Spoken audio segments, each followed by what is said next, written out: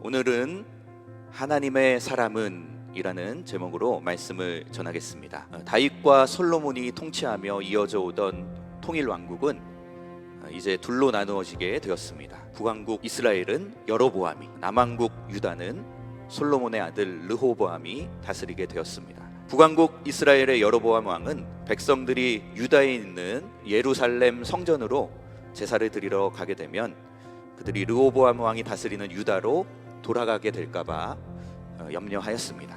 그래서 금송아지를 만들고 하나는 베델에, 하나는 단에 두고 백성들이 제사드리게 하였습니다.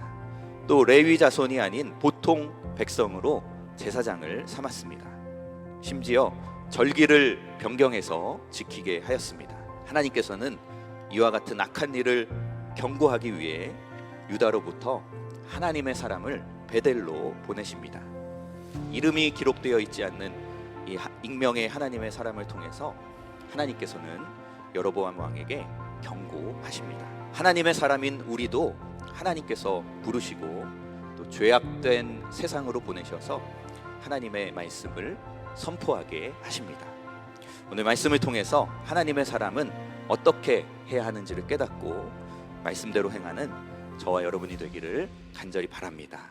첫째로 하나님의 사람은 하나님의 말씀을 담대하게 전해야 합니다. 하나님의 사람은 장차 요시야 왕에 의해서 여로보암이 지은 모든 산당이 제거될 것을 예언하였습니다. 그리고 이 예언은 한치의 어긋남 없이 요시야의 종교개혁으로 성취되었습니다. 그리고 제단이 갈라지며 그 위에 있는 재가 쏟아질 것이다 라고 경고하였습니다.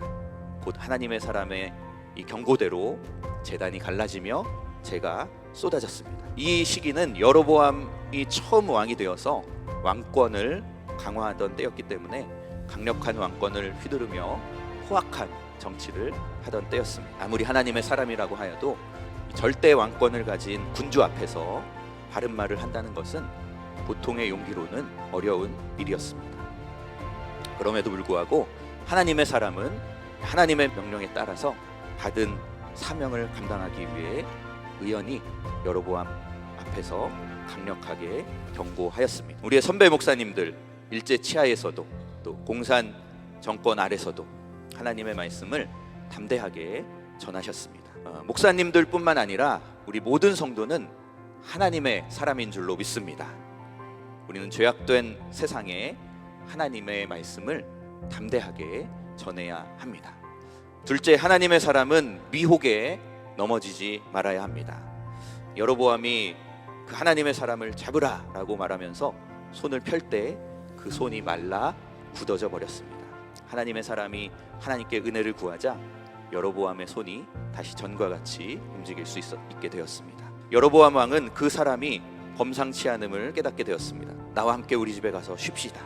내가 당신에게 예물을 주겠습니다. 그러나 하나님의 사람은 그곳을 떠났습니다. 세상은 우리를 미혹합니다. 편리한 것, 풍족한 것, 여유를 누리라고 말합니다. 미혹하는 세상에 머무르지 말고 빨리 떠나야 합니다. 셋째로 하나님의 사람은 끝까지 영적인 전쟁을 해야 합니다. 이스라엘에도 선지자가 있었습니다. 베델에 사는 늙은 선지자는 하나님의 말씀을 그대로 전하지 않았고 거짓으로 전했습니다. 그래서 하나님께서는 유다로부터 베델로 하나님의 사람을 보내셨습니다. 그 늙은 선지자는 돌아가는 하나님의 사람을 따라가서 만나게 됩니다. 그리고 하나님의 사람을 속여서 말합니다. 늙은 선지자의 집에 돌아가서 떡을 먹고 물을 마셨습니다. 하나님의 명령을 어긴 하나님의 사람은 유다로 돌아가는 길에 사자에게 찢겨 죽고 말았습니다.